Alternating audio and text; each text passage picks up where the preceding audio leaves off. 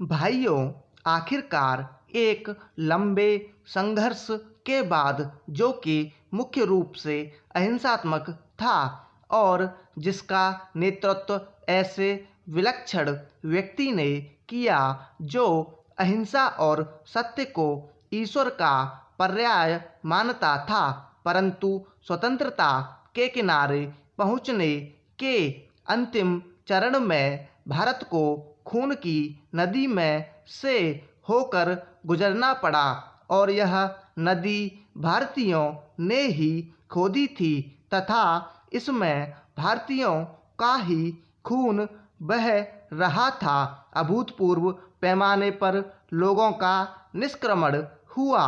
पुरुषों, स्त्रियों, बच्चों, बूढ़ों, बीमारों समेत 1 करोड़ व्यक्ति, जिनके शरीरों से खून चूकर भारत की भूमि तक को रंग रहा था, भारत के एक ओर से दूसरी ओर गए। उन्होंने अपने पीछे न केवल मकान और जमीनें छोड़ी, बल्कि अपने घर के व्यक्तियों के मृत शरीर भी छोड़े।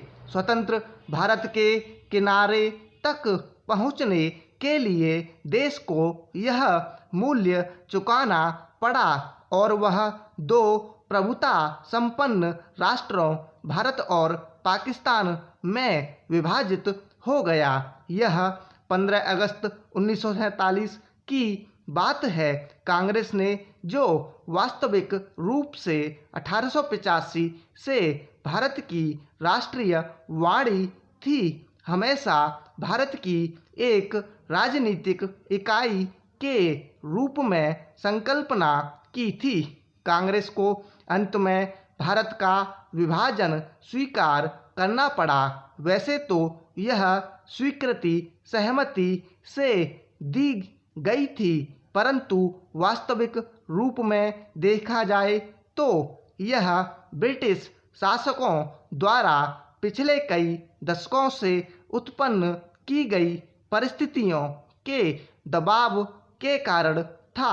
फूट डालो और राज करो की नीति पहल अलीगढ़ मुस्लिम कॉलेज की स्थापना के साथ शुरू की गई। एक दूसरे के बाद आने वाले 3 ब्रिटिश प्रिंसिपलों ने पृथकता का विचार मुस्लिम नेताओं और छात्रों के मन पर बैठाया। सर सैयद अहमद को विभाजन मूलक विचारों को फैलाने के लिए उनसे हर प्रकार की मदद मिली। हम यह नहीं कहेंगे कि इसमें हिंदुओं का कोई दोष नहीं था, जो मुसलमानों से सामाजिक स्तर पर अलगाव बनाए रखते थे और आर्थिक दृष्टि से उनका शोषण करते थे। अलीगढ़ कॉलेज के अधिकारियों को अपने उद्देश्य की पूर्ति के लिए उपजाऊ भूमि मिली। यह सब कुछ पिछली शताब्दी के अंतिम वर्षों में हुआ। इन्होंने सोच समझकर राष्ट्रीय मुसलमानों की उपेक्षा करने की नीति अपनाई। 1947 में कांग्रेस के पास विभाजन स्वीकार करने के सिवा कोई विकल्प नहीं था, विशेषकर गंभीर सांप्रदायिक झगड़ों के कारण, जो कि गृह युद्ध का रूप धारण कर रहे थे। जिन्ना ने यह सुझाव भी दिया कि सांप्रदायिक आधार पर आबादी की अदला बदली की जाए। शायद वह बेहतर समाधान होता, क्योंकि इससे शायद वे क्रूर कृत्य न होते जो बहुत लंबे काल तक पड़ोस में रहने वालों के साथ उनके पड़ोसियों ने किए। विभाजन को स्वीकार करते हुए कांग्रेस ने 15 जून 1947 को दिल्ली में एक प्रस्ताव पास किया, जिसमें अंतिम बार भारत की मूलभूत एकता का आग्रह किया गया था। इसमें कहा गया था, पिछली 2 पीढ़ियों के श्रम और बलिदान की नहीं, बल्कि भारत का विस्तृत इतिहास और परंपरा भी इस मूलभूत एकता की साक्षी है। भाइयों, भूगोल, पर्वत और समुद्र ने भारत के स्वरूप का निर्माण किया है। कोई मानव संस्था इसके आकार को बदल नहीं सकती और न ही उसके अंतिम लक्ष्य में बाधक बन सकती है।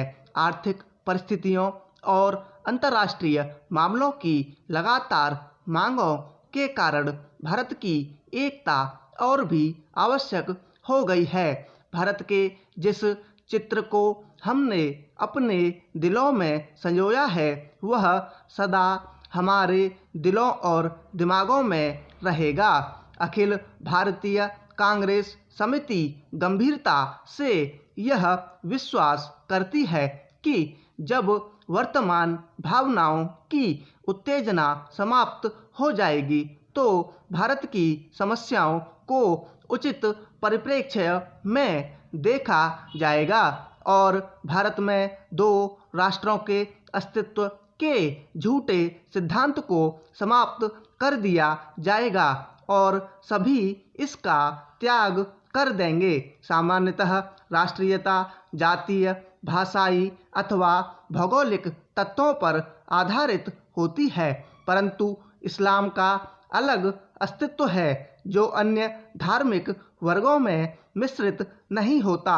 55 वर्ष की स्वतंत्र धर्मनिरपेक्ष राष्ट्रीयता के बाद आज भी कोई जिम्मेदार मुस्लिम नेता दावा करते हैं कि मुसलमान अलग राष्ट्र है।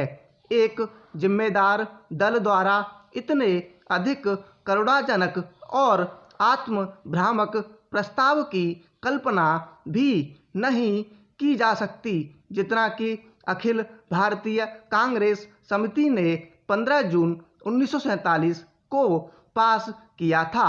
सभी नेता थक चुके थे और बूढ़े हो रहे थे। आदर्शवाद की जिस ज्वाला ने उन्हें 26 वर्ष पूर्व प्रेरित किया था, उसका जोश ठंडा होने लगा था। कांग्रेस का विकास सदा ही बदले नेतृत्व के माध्यम से हुआ था, परंतु पिछले 25 वर्षों में वही नेता कांग्रेस की सत्ता संभाले हुए थे। उनके व्यक्तित्व और उनके त्याग ने उनको जो ख्याति प्रदान की थी, उनको जो बल प्रदान किया था, उसको कोई युवा नेता चुनौती देने का साहस नहीं कर सकता था। विभाजन के विरोध में केवल एक ही स्वर था और वह था गांधी जी का, परंतु वे भी बहुत बूढ़े हो गए थे और उनका स्वास्थ्य भी ठीक नहीं था। उन्होंने अखिल भारतीय कांग्रेस समिति से प्रस्ताव स्वीकार करने के लिए कहा।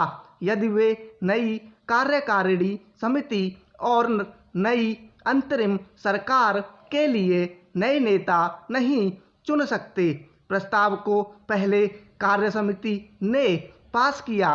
गांधी जी से विशेष रूप से प्रार्थना की गई थी कि वे उपस्थित हों और सभा को संबोधित भी करें। लेखक अखिल भारतीय कांग्रेस समिति की बैठक में उपस्थित था। गांधी जी का भाषण स्पष्ट रूप से उनके दुख का द्योतक था। उन्होंने कहा कि उनके विचार सर्वविदित हैं, फिर भी उन्हें अखिल भारतीय कांग्रेस समिति को प्रस्ताव पास करने की सलाह दी। उन्होंने कहा कि अखिल भारतीय कांग्रेस समिति को इसे रद्द करने का अधिकार है, परंतु किसी ने इसका उत्तर नहीं दिया। उस समय ब्रिटेन भारत से चले जाने के लिए और अपनी साम्राज्यवादी धाक छोड़ने के लिए बहुत उत्सुक था। अब यह बोझ उनके लिए बहुत भारी हो गया था। एशिया के राजनीतिक पुनरुत्थान की उठती हुई लहर को नियंत्रित करना था।